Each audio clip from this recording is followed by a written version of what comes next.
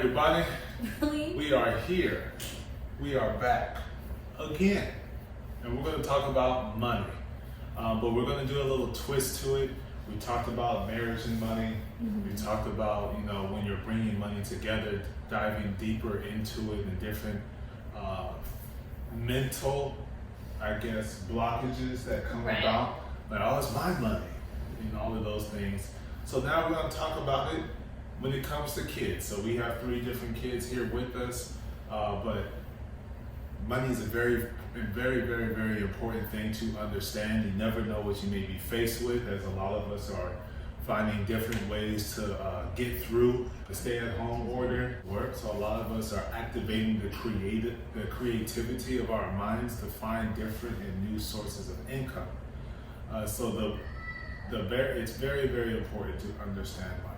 And I thought we would talk about it today, different lessons in which you can talk to your kids and help them understand based upon their age, so that way when they get older they have a more complete, fully understanding of how to manage their money appropriately, so it doesn't hinder them from doing anything that they need to or want to do in their life. Right. So the first and major important thing, I wanted to bring up some stats that I have used before in the Wilson Financial Podcast. First and foremost, there's been 3.9 million foreclosures. That's a lot. In addition to the amount of money that's owed in student loan debt, it's over $1 trillion. And about 845 billion across our entire nation that we owe in credit card debt. So I think that is pretty safe and pretty transparently clear that a lot of us as adults don't know how to use the money in which that we earn appropriately. I mean, it's okay to have debt. Effectively. Appropriately, effectively, efficiently, but it is pretty safe to say, I mean, if we're that deep in the hole, I mean, we're not really managing our money effectively. It is acceptable to have mortgage debt. It is acceptable to have car debt, but even the car debt makes sense to a certain extent, depending on your income, depending on your situation. Right. It doesn't make no sense for you to be paying for a car for 30 years like you are your house, because you keep getting new cars and all of that is not truly necessary for a lot of us. Some it may be. And you have some drivers that go across the city in their cars because of whatever job that they have. And so they be putting hundreds of thousands of miles on it. But for others that just work in the city, it really doesn't make any sense to be paying for that. So it is very important that we take the time to understand now as parents, as young adults, even 18-year-olds, even now. You never know when you might find your soulmate. Could be 3 years from now and you have your first child. You don't know. So it's best that you understand money now so you can pass down a good wealth of knowledge of how to efficiently utilize your earned income to achieve your financial goals. And with like a lot of things in life, gotta start them young. Good habits start young. Yeah, that is very true. So the first thing that we have is age 3 to 5, in which we have a 4-year-old. Right smack down in the middle. Yeah, right in the middle. So let's see, it says, you may have to wait to buy something you want, which sounds easy because most of the people who I'm sure are listening to this are not 3 to 5. So it sounds easy. I wait, of course. But for the 3 to 5-year-old, instant gratification is the thing. Yeah, microwave life. Yes, and it's like, but why do I have to wait? There, I'm hungry goes to I'm starving in a matter of seconds. The minute they see you are cooking, they are now starving to death. So having to wait to buy something is difficult, but that is a perfect time to teach them about saving. So Yes.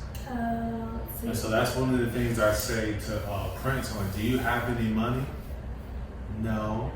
Well, here's some money.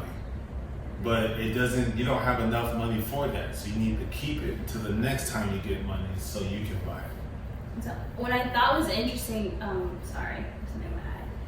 interesting for this article, because I say this all the time, or I should say I would say this all the time, and I, tell the kids, we go in the store, we don't have money for that, which is technically not true, because Falsery. I don't really carry cash, but I have, the bank card, the joint account card, we've got credit cards, so they know you have money, you just don't want to use it.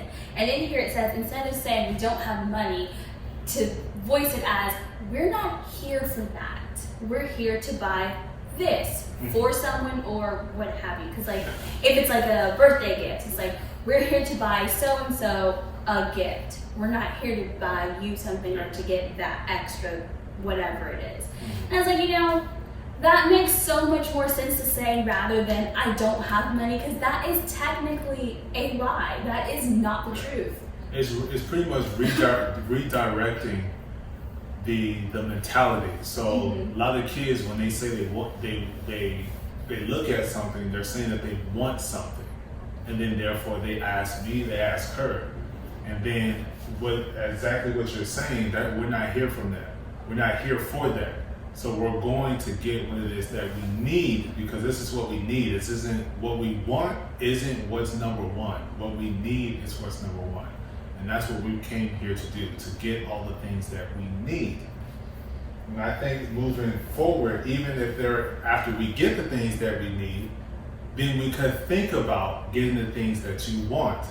And the things that you want as a child are things that you have to earn. So it's a whole thing. Which is hilarious, because even as an adult who isn't the primary money manager, I'm like the vice. I'm more like the vice. I'm not even the co. I'm gonna be honest. I don't have a problem with it. I'm just being honest. I'm more of a vice. I'm not the co. Just because it does give me a headache, right there behind the eye. So I'm the co.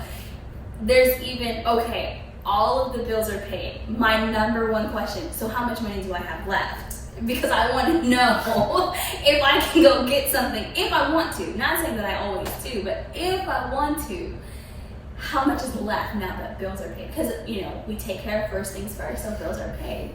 Same thing with the kids, we're not here for that. So right now it's because we're not here for that. We get what we need. Okay, we have time, we have money, we might be able to think about something else.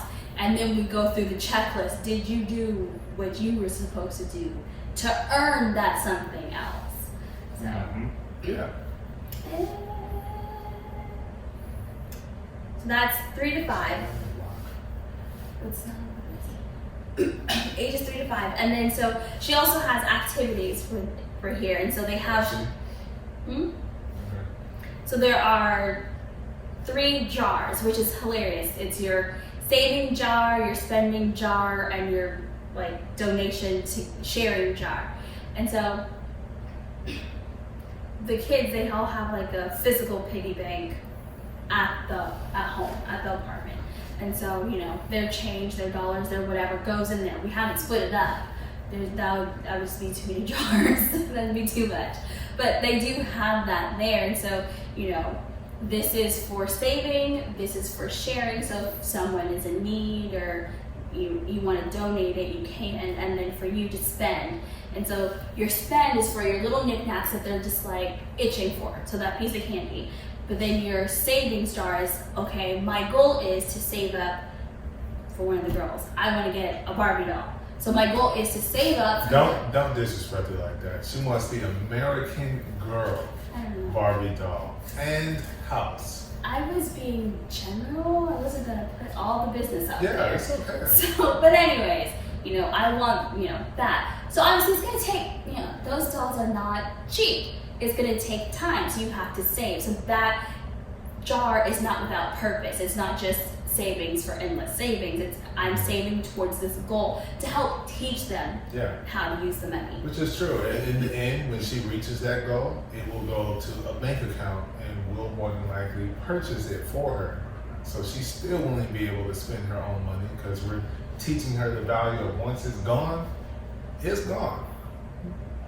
And you have to wait to get it back. And that's a long wait for you at your age and able to get that $400, $500 back again based upon your savings. So teaching the value of money so that way you clamor onto it and you only release it when you need, not want, when you need to release it.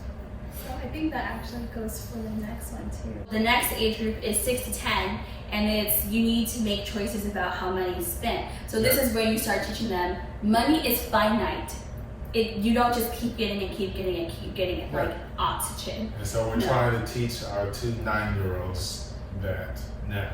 Yeah. This little. Because it's like, oh, I want pizza. You have money for that? You have money. And that is the answer we get. I didn't ask about my money. You guys have to buy it for us. You're the parents. Come again? Come again? Yeah. So yeah. Kids are smart. Smart and clever too. Very clever. They're smart. But it's okay. You ask for it. We have food at home, so you want to do something extra. So can you afford to do that something extra? And if you do, are you going to be satisfied with the fact that you now no longer have that $35 because not only did you want to get some pizza, but you wanted some chicken wings and you wanted a brownie, or they said they like the breadsticks too. So you okay with not having that $30, $50 anymore? No, is normally the answer. Okay. Or one time it was a yes, and I was like, dang. What if you need that $50 for gymnastics? That was the response. So I think it clicked. Yeah. It's like, it's food. It's okay. Gymnastics though, nah. Yes. Ages 11 to 13. Now, of course, everything gets a little bit more in depth because as they're older, they can comprehend more. Mm-hmm. So the sooner you save, the faster your money can grow from compound interest. Mm-hmm. So at this point, this is where, when it comes to the age of 13 and above, that's where you can introduce them having their own checking account. So they have their own debit card, and you can teach them how to utilize their money that way. As a parent, you can put money in there. As a child, they can put their allowance in there, or any birthday money, Christmas money, whatever money that they get. And you teach them from that point on, hey, this is how much money you got. This is how you have to budget. If you go above that budget, then you won't have any more money till next month, or 2 months from now, or your next birthday, because you spent it all. Right. So I think that's another great tool we could implement when they reach that age, is for them to have their own accounts and they be able to utilize and understand that you gotta have a debit card, you gotta remember your PIN, you gotta remember your login, you gotta check your account regularly so you know that nobody else is playing with your money, that you're the only one taking away from your account for the things that you need and sometimes for the things that you want. So at this age, you're getting closer into that, the adolescence towards adulthood. You want to switch them from their short-term goals, because now they should be able to understand everything doesn't have to be done right now. I don't need it right now. Yeah. So you're switching from that right now short-term to long-term goals. Yeah, and so a lot of the right now things that they may want, it might be better suited that they get them later, because you get the right now things and then later comes and it's like, oh, this one's upgraded, this one's better than that. And it should have been, you should have just waited a little while longer. And I think we have to put a lot of onus on ourselves as parents, as guardians, to really teach the kids. Huh? This is the next one. To teach the kids about money, because the schools don't. Not anymore. So they never did in my lifetime. They never taught us about money, how to sign a check, write a check, any of those major life skills that a lot of us they never taught us that in school, but now we need to learn it as adults.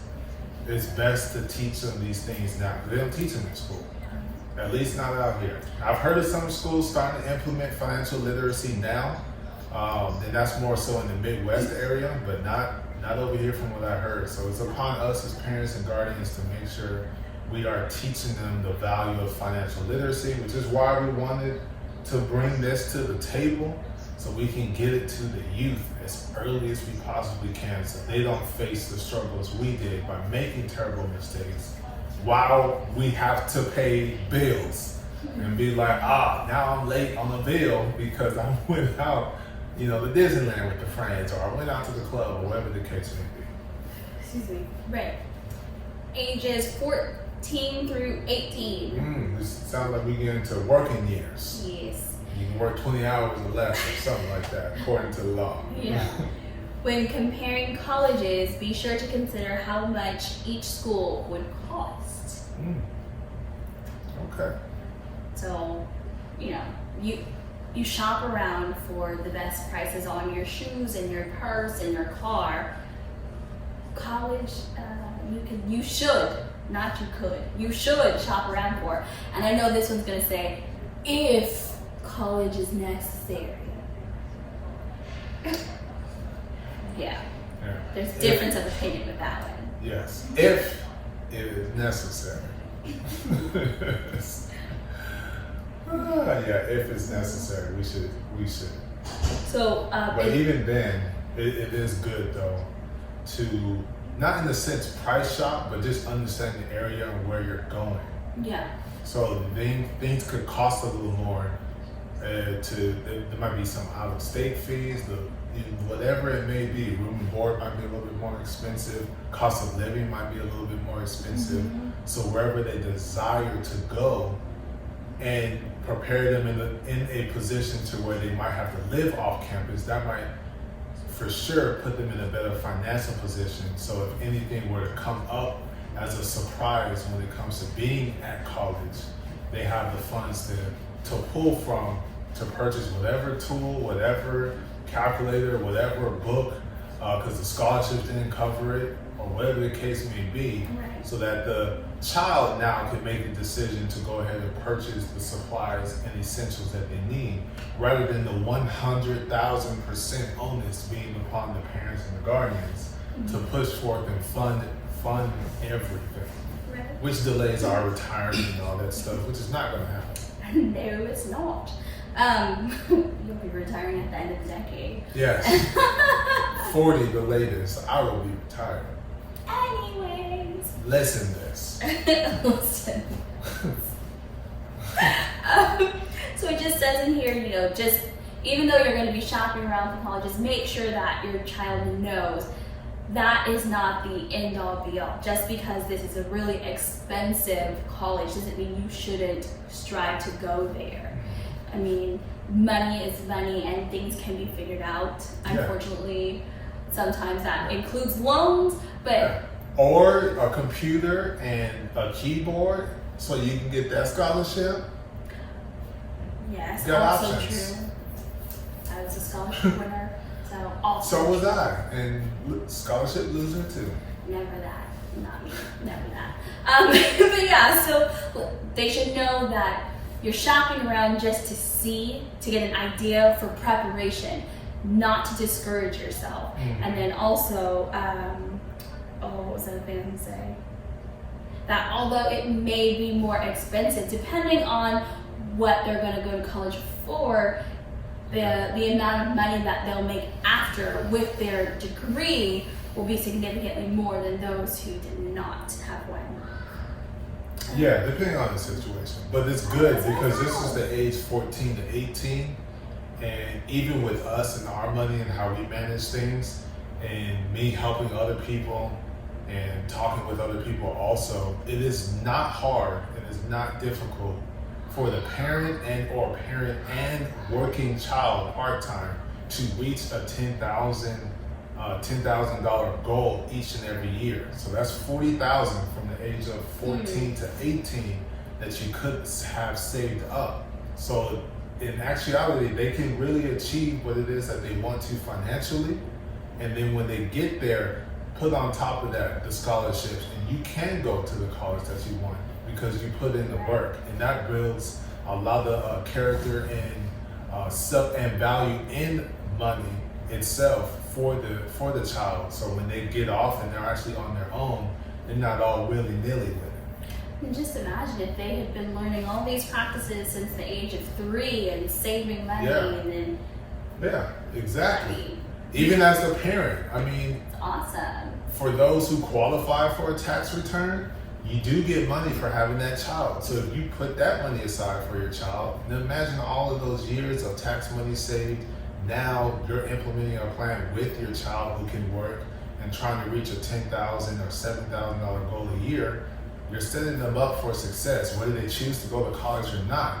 They have the money for school, or they have the money for the business, or the money for the dance school, or whatever the case may be. I would say they have the money for school, or they have the money for their life career choice, which will not be on my couch. That's all I have to say about it. There you go. Preferably school. And then you have ages 18 plus, so yes. our age. You should use a credit card only if you can pay the balance off in full each month. Mm-hmm. Which Y'all know. I was told by my financial advisor. The same thing, especially when I started getting credit cards and trying to decrease. Money man. I'm not an advisor. Do not have my licenses. Oh, excuse me, financial. I'm just a money man. Helper. I'm just a money man.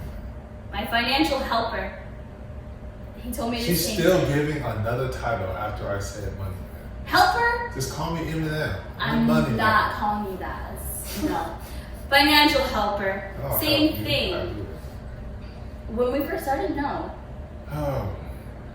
No. When I had that one student credit card. Oh my God. That was terrible. Like, how is one? What's wrong with you? One? That's another thing. And they cap you? I ain't never heard of such thing.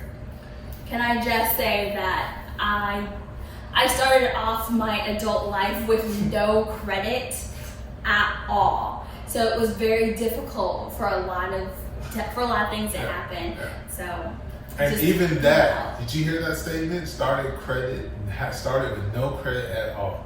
Us as parents, we can put our children on our credit cards. Don't give them the credit card. Don't do that. But the way in which we treat our credit, for all of us who are serious about those things, now we add our child on there, they have exceptional credit and credit history because we learned and we know how to use lines of credit, and that helped us, but now we gave our child a great credit start too. So when they're going out, and they may be on their own, like me, I was kind of on my own, I had to figure it out. It's a whole lot easier to get a card at a decent interest rate rather than me, when I got my first car, was 25%, 22% interest rate. That's ridiculous. So you have those things that you can help to prevent your child from going through. yeah, so basically make sure you pay off that balance for your credit card. Yeah. 18 and older. The people watching, y'all know the rule when it comes to credit cards. I don't play around. You can't pay it off right then and there. You can't afford it. You just can't do it. But I can break it up in pieces. No, because they're charging you interest. So don't do those things. You want the bank to pay you for having that card, not you pay them. And we know what we're talking about. Credit cards they have some bonus officers. They got the cash back. Let them pay you. You don't pay them. It's ridiculous. It's ridiculous. You reap all those rewards, all that cash back, all them travel points, and they get no interest about you. Only thing they got is someone who utilizes their credit card. That should be what it is, and that's it. You feel better? I feel good. Okay. I feel relieved. Right. All that teaching that we did from age 3 to 18, they should be well informed enough. 15 years of financial education. Yes, and that can prove them to grow up or be financially literate adults at a young age. And financially independent. That too. They're not in your pocketbook, but they in their pocketbook. Calling you for financial advice, not for money. Yeah, I will accept that, and then I'll hand you the phone. Hold on, your bad's right here. And I'll be there. Thank you guys for watching. Oh, I'll be there. So, as always, you know where to find us. Facebook, Instagram, YouTube. We are, what? Living with QFLO on everything, and then or the HOTC Instagram. podcast. It doesn't matter. It's either one. You can find us. Oh, really? Oh. Yeah.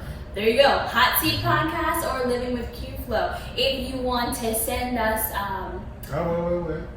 If you want to join the village, that's what you want to do. You want to use those to find us, to go ahead and follow, to go ahead and, follow on the Instagram, like on the YouTube, like on the Facebook, and subscribe to the YouTube.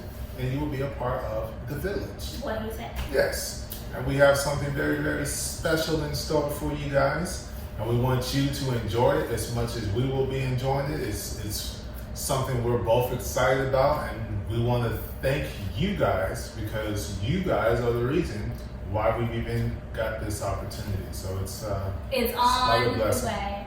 It's on the way. It's coming soon. Excuse me. If by the time this episode releases, it's there, you will find it in the description below. Really? Yeah, really. So, if you would like to send us some ideas that you would like to hear about or questions about things so that way we can address them, Or join us. or join us here with us physically in person in the flesh, you can email us at lifewithqflo@gmail.com. Again, that's lifewithq, the letter, FLO @gmail.com. Yes, that's good.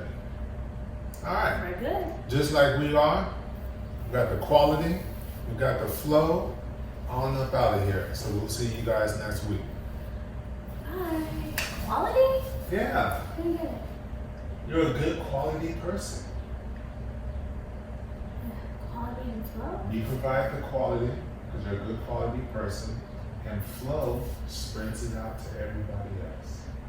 You got that quality flow. So you're calling me an introvert? No. Not at all. Not at all. Hope you enjoyed the bonus credit after the show. Hopefully it made you laugh. Drop the comments. See you guys.